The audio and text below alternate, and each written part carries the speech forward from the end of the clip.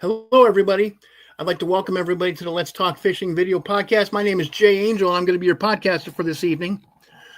The guy I have on tonight, this is a very special podcast. I know I say that before every podcast, but this one really is. Lee Bailey Jr. has been fishing tournaments for 40 years. Three Bassmaster Classic appearances, several other big, now Baby Buzzbait, the Cavatron, all kinds of cool things this guy has done. In fact, he even fished the Bassmaster Classics right down here near where I live. Without further ado, how are you doing tonight, Lee? I'm doing great. How are you doing? I'm doing great. And man, the big Good. storms are over. Yes. I might Yeah, actually get a good podcast in tonight without any interruptions. that'd be good. Yes. So Lee, man, there's so many things to talk about with you. Tell me about the Cavatron. Well, the Cavatron is the first buzzbait I ever designed. And it didn't take that long. It took about 2 years and then it went worldwide. And Worldwide. and it's still being sold today. I sold the company about 10 years ago, but they're still out on the market. And Wow. that led me to just recently come out with a new one. What's your new one? It's called Baby Buzzbait. It's a small buzzbait. It's compact. It's probably the most compact buzzbait for its size that's out there. We got all the features in it that the pros used to modify their baits with, and change and bend this and do that. Well, I put them all into this Baby Buzzbait. That sounds cool. I just want to tell you something, Sean Rimkowski. Sean, Yes. I hope I pronounced your name right, but he just said, "Good to see you, Lee." Oh, great. Good to hear from him. I talk to him once in a while on Facebook. Well, good. I'm glad. Welcome, Sean. Glad you're here. So tell me more about the Baby Buzzbait. So people can buy this at babybuzzbait.com, correct? Right. And it's also in a lot of dealers right now. And mainly our biggest outlet right now is Tackle Warehouse. So they can Ooh, they can pick it up there, there's a which big one. yeah, and it makes it nice for the consumer because they can buy a couple buzz baits, pick up a couple other things, and reach the free shipping amount. So it works good Yes, for everybody. This here is the Baby Buzz bait. that Let's does see work if I good for can. everybody. Do you happen to have one of those so you could show the folks? I sure do, right here. Yeah, put it about And 3 inches away from your camera so we can see it. that way or this way. There we go. And as you see, it's got an Yeah, put it oxbow about bend three in the inches away from bottom. the camera. It's got this oxbow bend, which drops Yeah. the head a little further in the water, but it also gives the blade room to turn on this compact wire. Then we got this major bend here in the front, and that's real important because it allows the bait to come through the grass and the weeds without getting all that goop stuck on a straight up blade wire that's on most buzz baits. Yes. And one of the things that we do that nobody does, of course, the bend, but we cup the blades. All the Cup blades them. have a Okay. has a special cup and pitch to them, which allows the bait to turn in the water better and allows the bait to come through the water slower. Slower. Yes. Yeah. So it works really So good. I mean, I'm proud of it. It's I the would be next proud of that. generation. A buzz bait that you can work slower, that's a good Yes, thing because it if they're sure short is. striking, I like to slow down, slow down, slow. In fact, Yeah. that's why I like to buy those slower bait casters so I can. Yeah, so you can slow it down more. Yeah. And sometimes when you're working a buzz bait, you get too slow, it starts to sing, and now it's no Yeah. good. No. This one here will come through the water pretty slow, and like I said, it's compact. the one I'm showing you is a 1/4 ounce bait, and it ain't no Yeah, bigger than an 1/8 ounce bait. that's nice. So you can cast that thing a country mile because it's hard to cast That's those right. buzz baits very far. But That's yes, right. Sean Spar, good friend of mine, Sean Spar Outdoors says that'll catch the pike and bass up under the pads. He's from Michigan, Yeah. right under Lake Yeah, it will. Huron. Yes, The it pike will, and man. bass under the pads. Yeah, man, you throw that along. He said in the creeks. Yeah, you throw those along those retaining walls and just That's right. Crank it in and man. bang. And Amber And there's Lee just checked in. Tell you she's okay, here. great. Great. Glad to see her here. She's a Man, good friend. that's exactly what I would be doing, man. Casting that thing, particularly up there in Florida where you have those pads that are 4 foot in diameter. Oh, yeah. I would work right over those pads and then Oh, and you can. jumping You in. can. And with this buzz bait, you definitely can. And there's some big ones sitting in them big pads. And Yeah, one out of they'll every 200 pads has a big bass underneath it. But man, that's when I right. was up there, my dad lived right on the shores of Lake Eustis, Oh, okay. man, I'd go up there and Dad would be so bored because I'm bass fishing, doing this, and Yeah. he's like, "Why are you working that over that pad?" I'm like, "Just sit and watch." That's Dad, I fish right. every Watch. day, all the whole open Yep. water season. Watch this, Yep. watch this. Sooner or Watch. later, there's going to Watch. be one. Oh, Well, that's then right. That's right. You got to have the patience. You got to have one the time, man, patience to keep doing I pulled it right off that thing and just let it sit there and whoosh. it. That's why I do that. That's why. That's why. It feels that Oh, thing. man. It feels that thing going all over it. That's why with a buzz bait, man, I'll do the same thing as work it over that big, Yeah. drop it in the Yeah. And water. they'll follow it. They'll follow. Sometimes they'll follow it so good in them pads, you can watch the pads move. I've seen video of them actually trying to get it off the pad. I know it's Yeah. there and they're hitting the bottom of the pad. That's right. I've never seen that in life. But we don't have big pads like that in Louisiana. But No. we have No, we we have don't. cypress knees. Yeah. Boy, I bet working one of those things through the cypress knees would work too. Oh, yeah. I mean, you can work it in a lot of different areas. It comes through thick cover, it comes through wood. The way the bends are in that wire, it deflects it so that it comes through a lot of that stuff. Wow. Working through wood is what you have to do to fish southern Louisiana. You Yeah. have to be able to work through wood. You have to be able to work through thick cover, like you're saying. Yeah. We have slop here there's a lot of places where we can go down these bayous with side finder and you don't see a fish. It's devoid of life. And as soon as you punch through that mat, geez, there's fish in here. There it is. That's And great. Luann Lemack just said, "Love this. Lee is the man." That's my wife. Oh, that's cool. Welcome, Luann. Man, thank you for supporting your husband. I think that is so cool. I think that is so cool. And look who we got here, man. We have International Freshwater Fishing Hall of Famer Jim Grant and fantastic rod builder, fabulous speaker and Yes. dear friend, one of the best bass anglers of all time, Lee Bailey Jr. Jim Grant knows how to talk them up, man. Yes, he And speaking of does. Jim Grant, I Yes. want to show you something. I got something here. This is Jim. I hope you're still here. This is what I would use for that. You see, I don't have any of your stuff, but Gotcha. Yep. I love throwing this on Chatterbait. windy days. Yeah. And And look at Grant this, man. Rod. This is a work of art. This is the 40th year Every finesse. rod he builds is a work of art. I know I fished him for a long Yes. time on the tour, and for a while he even built uh, a set of rods for me, signature rods, Yes, he that we told me sold. about that.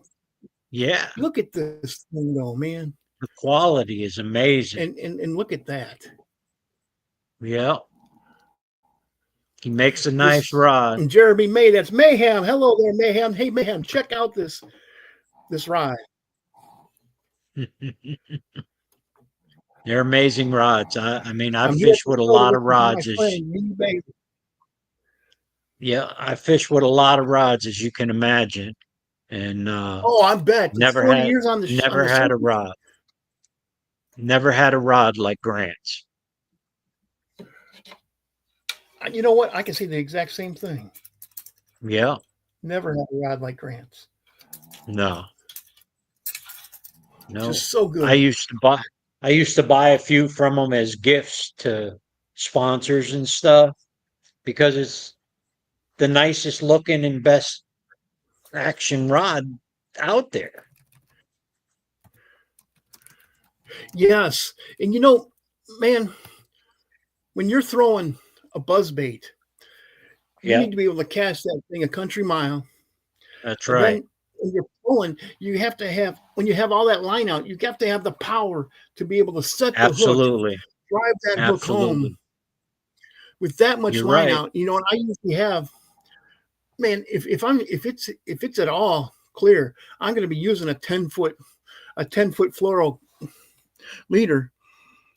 Oh, see now I'll throw the baby buzzbait on braid Really, and it casts really direct to good with braid. braid.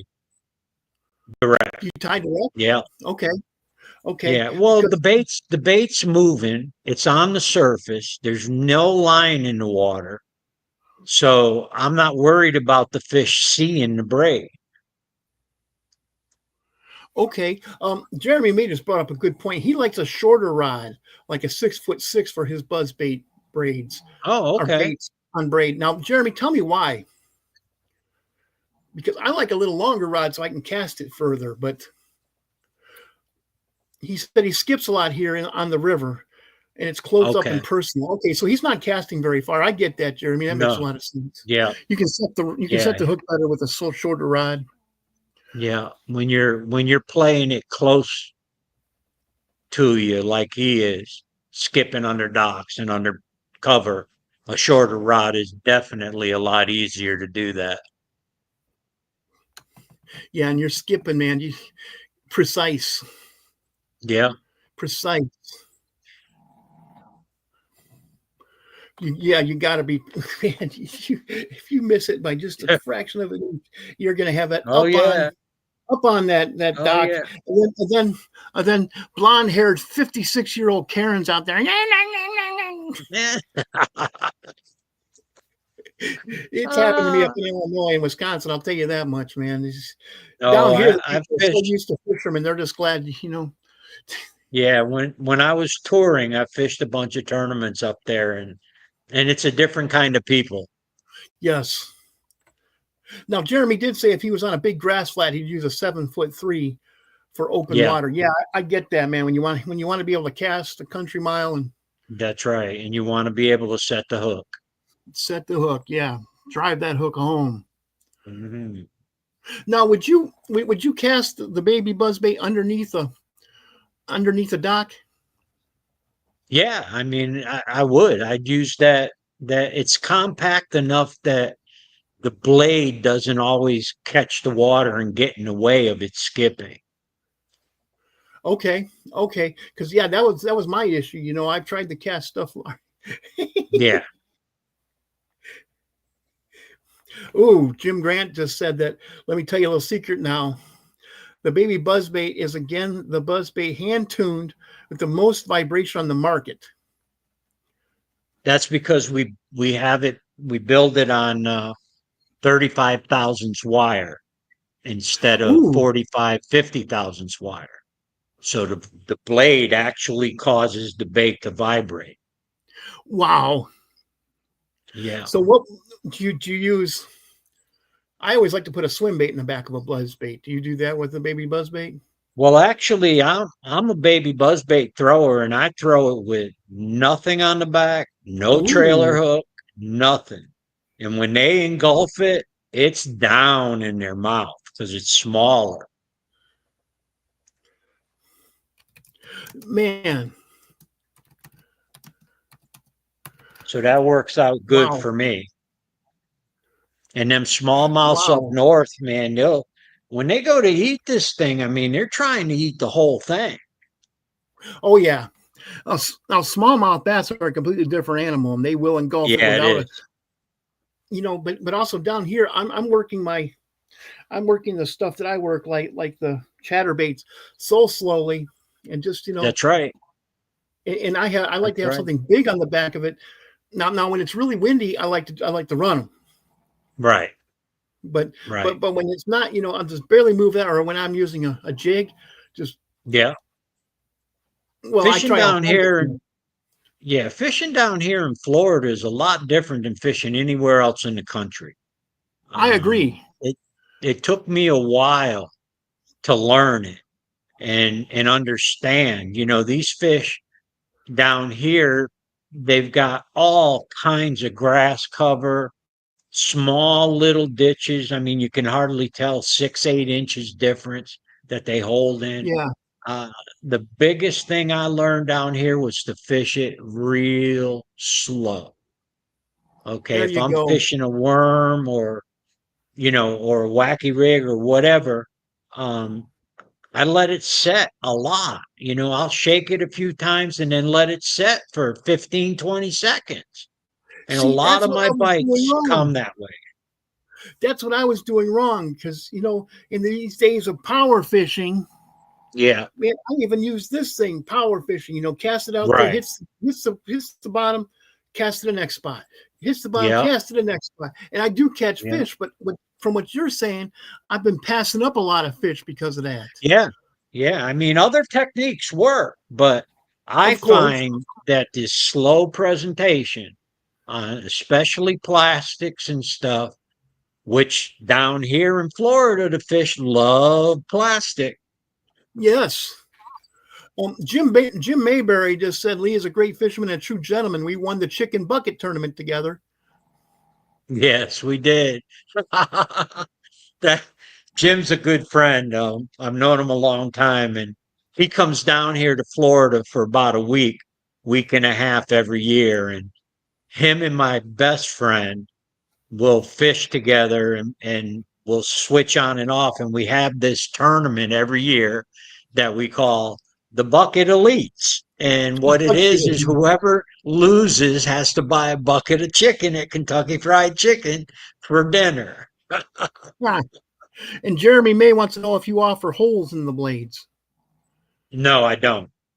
No, I don't. Okay. And one of the reasons is that with the cupping that we do, if we'd added holes, which I've tested it with holes, it actually counteracts the cupping in the blade.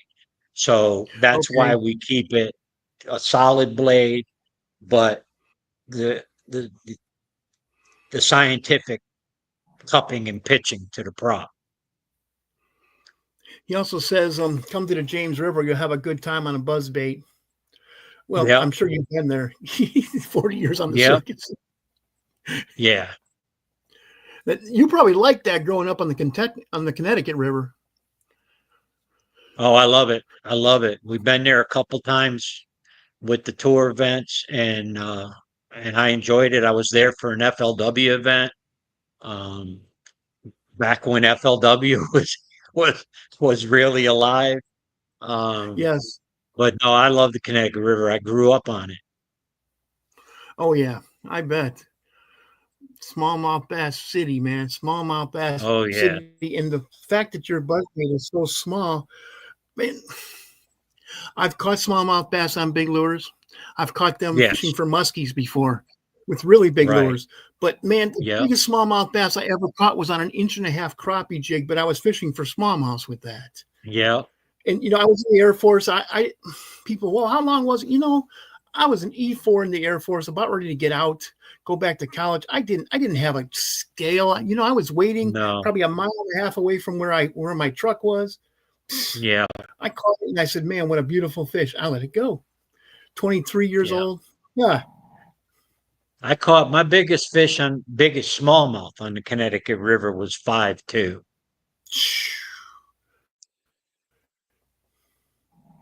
And I know there's bigger ones than that Jim there. Grant just said, Lee, next time in NOLA. the commanders.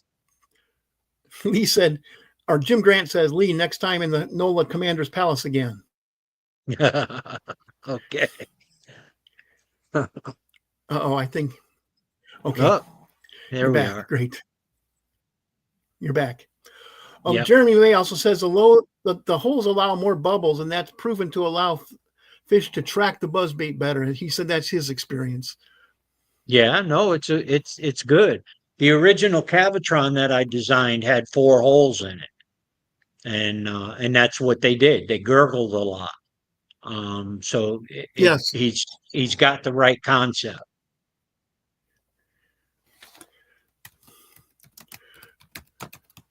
Okay, sorry, just responding to a comment. Yeah. So what are you doing now, Lee? Well, right now I live in Florida. I moved here about 10, 11 years ago. After touring all over the country, I said, this is the place I want to go. So I'm down here. Of course, I'm manufacturing the baby buzz bait, but I also guide down here. And Ooh, I used to guide, and now I'm having fun guiding, taking people out. Um, I'm a retired elite pro, and as you said, 3-time Bassmaster Classic qualifier, and people want to hear about it. They want to hear what it was like, and so I yes. have a good time. And we only fish artificial lures. I don't do any live bait fishing. So no sitting there watching those big old freaking things. No. Nope, not at all. Um, Eric Evans wants to know where on the Connecticut, where you did you grow up? Where in the Connecticut River? Oh, I grew up as a kid and right through till I moved to Alabama, right in Hartford, right in the city.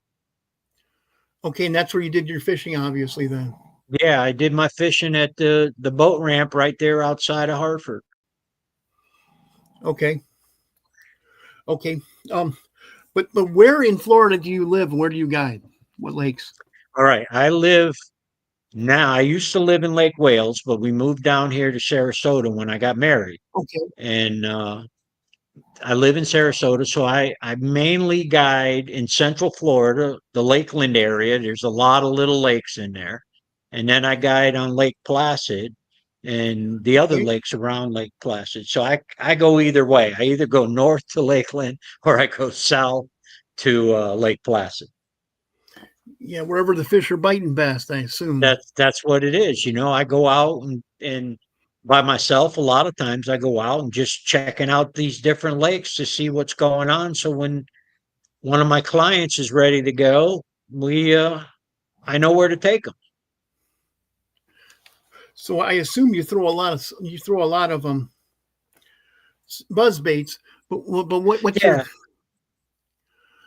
Yeah, do you well when you're guiding? I'm sure you only use single hooks, so you probably throw a lot of yeah, soft plastics then too. yeah. We do because even with the baby buzz bait, when you throw it around, sometimes you go quite a while without getting a bite. But when you Yes. get one, it's a good one. Yes. But I'll throw a lot of plastics with my clients. The hardest part I have or they have is getting them to slow down enough. Yes. But once they slow down enough, then they get bit all day. That was my big problem. I fished Lake Eustis Lake a lot with some of my dad's Mhm. friends who are very good bass fishermen, and we rarely caught Okay. fish. And I think we were just fishing too fast because I was used to fishing fast living up north. I Right. primarily targeted riprap shorelines. I fished a lot of the power Okay. plant lakes. That's where the Yeah. big bass lived. And man, Right. you just rip a crankbait down those. You cast in parallel. It took me a long time to graduate from casting into casting parallel. And once I Parallel. cast in Yeah. parallel, so many more Yeah. fish. It changes. That's right. You can That's just one thing when I was touring, I was happy when they went to the elites and it was only one fisherman. You didn't yes, have a co-angler fishing because then you could really get in there and do that parallel work, without hindering. the guy in the back of the boat. So, that was something I couldn't wait for him to do. And that's a good segue into the next question. I have a very loyal listener called Brenton Zitka from Minnesota. He said, "What was the favorite tournament you fished?" The favorite. I assume he means a favorite Well, circuit. it was definitely the Bassmaster Elites. That was the favorite circuit of mine. I loved it. Every year I'd qualify for the next year with no problem. I had a lot of top 5, top 10 finishes. It was a really good circuit. Let's put this into perspective. You were fishing back in the days before all the guys jumped ship, so you were Yeah, fishing with all the icons. that's In right. fact, you fished against Roland Martin and Bill Dance I way did. back in the day, didn't you? That's right. Not Bill Dance, but Wow, definitely Roland Martin. Him and I, wow. we were the Connecticut River FLW. He ended up winning it. I fell 1 ounce out of the top 10, but I had fish I hadn't even fished yet. That big smallmouth that I knew if I made the cut, I could probably win the tournament. But I missed the cut by 1 ounce, Oh, and he ended well, up that's winning tournament it. fishing. It That's sure tournament is. fishing. It sure is. That's tournament fishing, man. Just like I went for Yeah. like we were talking before the show one time. I didn't do a whole lot of tournament fishing. I was mostly a guide. I made money rather than spent Right. it. Boy, can you spend it as a Oh touring man, pro. talk about. Definitely spend it. I went for largemouth when I should have gone for smallmouth, so I zigged when I should have zagged. Uh-huh. Oh well, That's what it is. but that's tournament fishing. That's right. That's tournament And my fishing. my partner never wanted to fish another tournament because we spent so much money, and I broke a prop during the tournament or during Oh, practice. geez. Well, I was in 12 feet of water, but there were 6 feet of Stunk. of wave of waves. So when I went Okay. to a trough, that That's right. Yep. and you know I can't tell you how turn much around money I've spent on breaking things. hundreds of thousands. Yes. Yes. Breaking motors, trolling motors, rods. I broke open the hull on one boat. Yikes! You Yeah. know, yeah, that's what guiding was like. People, oh yeah, you freaking money grubbing rich guides. I said, rich guides. Yeah, I Not have three quite. thousand dollars in the bank, and then my trolling motor goes out. That's right. Now I got nothing. There you go. That's how it is too. I Professional guide fishing. That's like you probably did too, mostly because you enjoy it. Yeah, I love the people. I Yeah. love staying out on the water. I love, showing guys taking their fishing to the next level. That's how I sold my guide Yes. service. Hey, man, if you're down here on a vacation, you don't want to spend your time looking, go with me. No. Spend some money. You're going to spend money on your vacation anyway. So you're going to drink, you're going to fish. Come on, There you you can go. drink at home. Yep. But also, if you live down here, I can take 4 years off your learning curve by spending one day with me. That's right. That's right. Because I'm out there all the time. I learn it. I do it over and over again. And it's easy to teach somebody what to do. They can go out and have a great time. Even if they hire me one day during their vacation, they can go out the rest of the time. Yes, exactly. Oh man, we got a couple of great guys here. Chris Stanhart and Brian Bellavander from Grant Rod's pro staff. Great having you guys here, man. Grant Rods. Speaking of smallmouth bass, I want to show you something.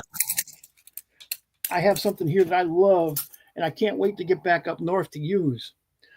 This is I believe it's a finesse, 6'6", medium action. Okay. It's too small to use down here where you have to pull fish out of Right. the cypress Out of knees. Yeah, and the thick stuff. Yeah. But 6 pound test, I would use this on Uh-huh. Green Bay, man. I have caught many fish over 6 pounds. Well, okay, not many. I could probably count them on one hand. So I started pulling a little fisherman's fib there. But check this thing out, man. This is just another work of art by good old Grant. I Oh, wanted to it show is. It my buddies is. at Grant Rods how proud I am of this stuff. Yes, those You rods. know, this is a smallmouth bass freaking machine right here. Yeah, and that's what you need. You need a rod that's balanced right, that'll set the hook good, but give you the play you need when you're fishing that light line. Yeah, look at that. And his rods do that. Yeah, Of course, you know, I have a Daiwa reel there, which is, you know, great reel. Love it. And it's so yeah, they well are good balanced. reels. And you know, if I want to use, like we were talking about before the show, 1/8 ounce, you gotta, if you're fishing in 25 feet of water with an 1/8 ounce jig, you have to be patient. You do. Sit there and wait for that thing to hit the bottom. Then, Yep. but you know, No, you're right. You're right. I do. it was, I've got a lake in Connecticut called Candlewood Lake, and there's a lot of tournaments that have been on there. And it took a while for me to learn where them smallmouth lived, but once I learned where they lived and throw that little 1/8 ounce bait, they were man, it was unbelievable. yeah, you know, that's just fantastic. 1/8 ounce jigs, Yeah, they're fun. you have to be patient. Yep. You have to be patient. And I refined that over like 2 summers living up in northern Michigan, fishing those small places. You found the little bitty Yeah, small little crevices where the current seams where the big boys lived, that's right. and they weren't gonna bite some they weren't gonna bite a great big, you know, No, 1/2 ounce jig. no, no way. No way. They They get weren't full tuned until into them after. little leeches in the early spring, and that's what they're doing after them little hair jigs. Oh yeah. I like to use soft plastics just 'cause I was an Air Force member, man. I couldn't afford I went swimming more than once for an 1/8 ounce jig. We didn't have much money, you know. No, I get it. Yeah, We didn't have much money. we used to go through, we'd fish a tournament at Candlewood Lake, and we'd go through 50, 60 hair jigs Oh on yeah. light 6 pound line because you just get them in the rock and you just can't get the rock, just can't get it out. You got to break it off. And people ask why I have 12 rods. Well, no, that's Yeah, just 12 spinning rods. yeah. Then I have my bait casters and all Uh-huh. different kinds of bait casters. Yeah. Why do I do that? Well, number one, my eyes aren't that good anymore, so I don't like to retie on the fly. Don't retie. There you go. Yeah, no, Not on the fly. I I don't used like to carry, I bet you I carried 30 rods in my boat when I used to tour, and I'm down to 5 rods now. And it's kind of nice. it is. You know, even when I go onto somebody else's boat, I'll show up with 6 rods, and they're like, Yeah, "What the heck?" One guy said, yeah, "Those are all brand new." I'm like, "Oh, don't hate." Really? yeah, yeah, I work 7 days a week all year long for these, and I'm proud of them. for them. That's right. Proud. You know, I You have should Grant be. rods. I'm proud. Brian No, Bell said Grant rods are all American made. That's true. Very yeah, proud of that. Grant rods beat best warranty in the business, unconditional yeah. lifetime warranty. Yes, I have never broken a Grant rod. Thank God, because I I've don't broken think a I lot. have either. I think I broke 3 of them at one time, but I ran over them with the trailer. So I don't count that.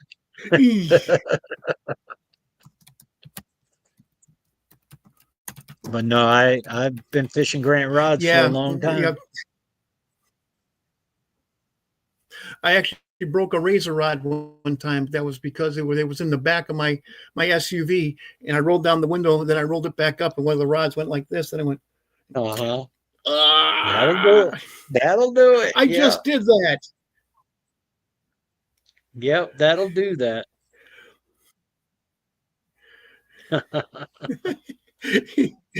Jim Grant says, Lee, get back to 30 Grant rods, the best angler. Yeah. I like the 5 I Eric, got. Eric Devin I've says, got car doors and screen doors don't count. Yeah, uh-huh.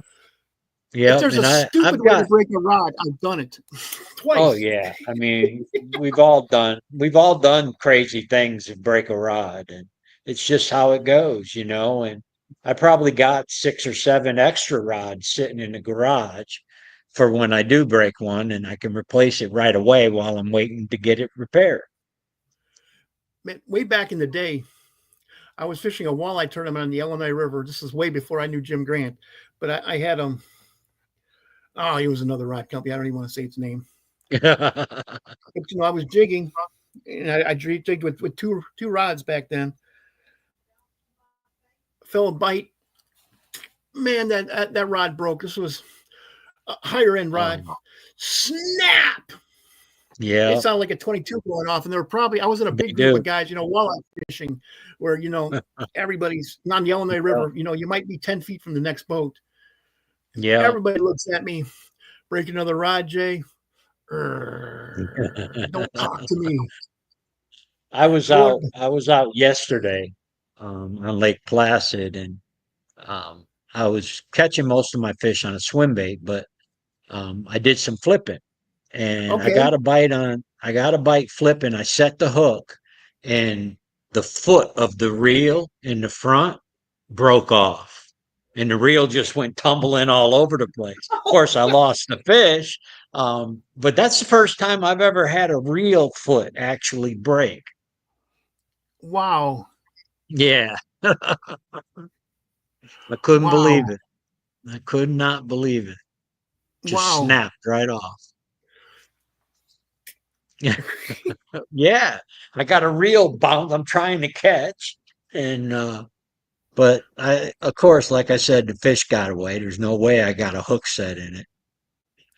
Well, now, so one thing I'd like to key in here, you said you were flipping. What were you flipping?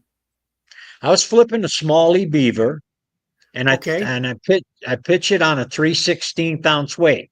I don't do a Wow. lot of, you know, unless I'm fishing mats. If I'm fishing heavy mats, then I'll go to them 3/4 ounce, ounce and a half to do that.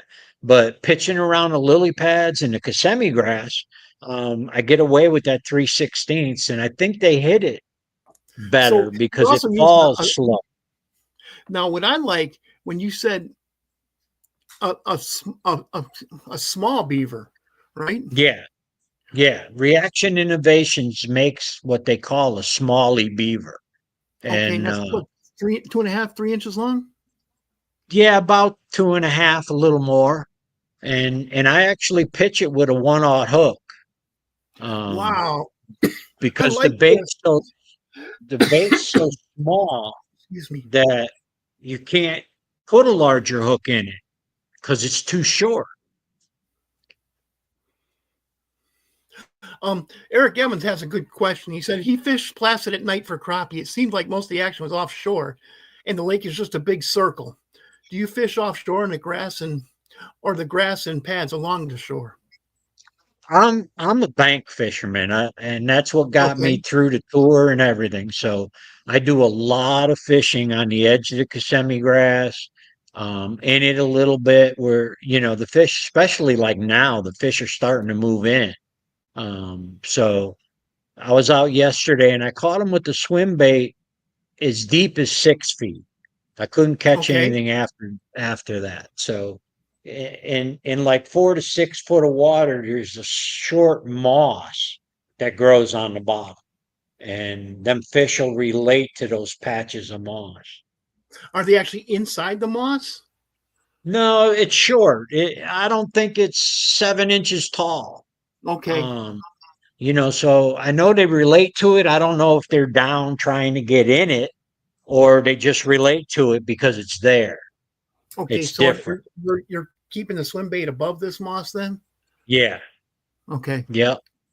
Because I don't think you can't really flip in the moss, can you? No, because it gets all over your bait for Yeah, one, it's but nasty. it's in deeper water. It's in that 5-6 foot, which down here 5-6 feet is a little deep. Now Lake Yeah. Placid has some 20-30 foot water in it, um, but I'm just not that type of fisherman. Yeah, that's probably Um, for the crappie fishermen like Eric was talking about. Yeah, and they catch a lot of bass in that deep water. Oh, There's do they? good Okay. river, yeah, there's good river ledges there. There's all kinds of good stuff for them to be on. I just don't care to fish that deep, you know. I did when I had to, when I was touring, but I don't have to now. Yeah. Boy, that 5, 6 feet, then moss on the bottom. That'd be a good place to Yeah, wacky rig. Just have something yeah, just what I like about wacky rigs is they just float down. that's right. That's absolutely right. And It's you know, I throw a small swim bait, probably 4 inches, 5 inches long, and I put that.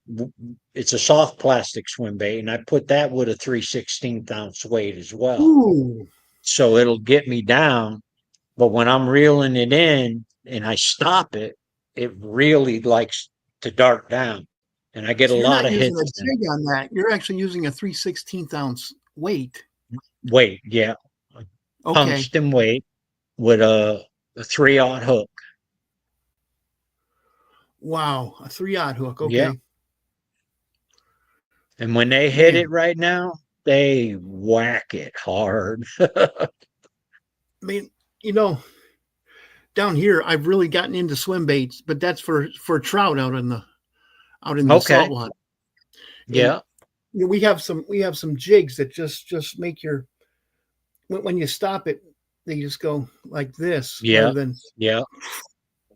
And Right. that's why I like using the big hooks because trout have very soft mouths and you Right. really have to do a big hook into them, but you can't set the hook kind of like fishing for crappies. You just got to Right. kind of go. Well, as a bass fisherman, Yeah.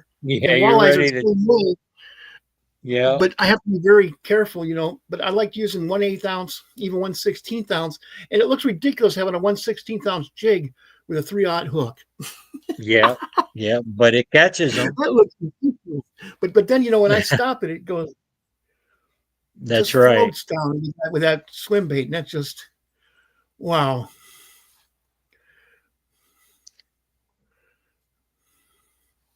Wow. Well, it's getting to be about 42 after the hour. And as much as I don't want to do this, because I'm having such a great time talking to you, do you have any shout I'm outs you'd like to? enjoying it. Yeah, me too.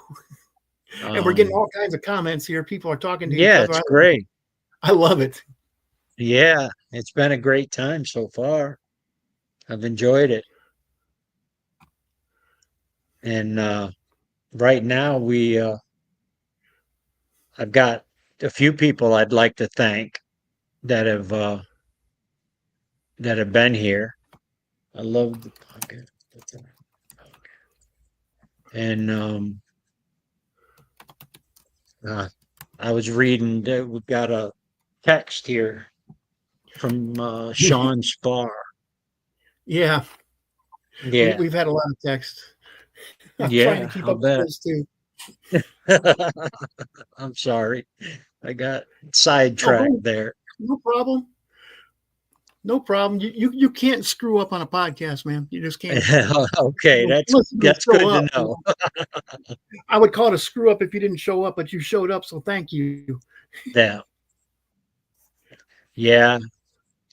Wasn't You were sure if doing I a. had the right date at first. I'd have called you. Yeah, I'd have called you. yeah. So you were going to do some shout outs, man.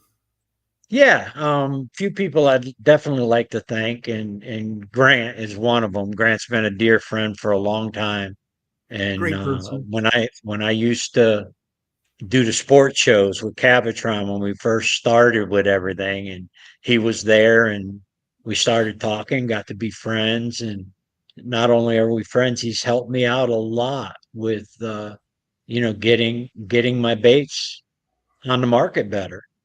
So I'd really like to say thanks to Jim Grant.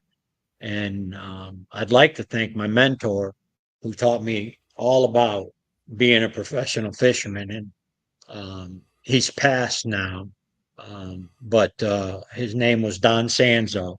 And he taught me everything I needed to know to get out there and be a professional the whole way. Um, and that was great, and Yes, there's more to fishing than just fishing. Yes.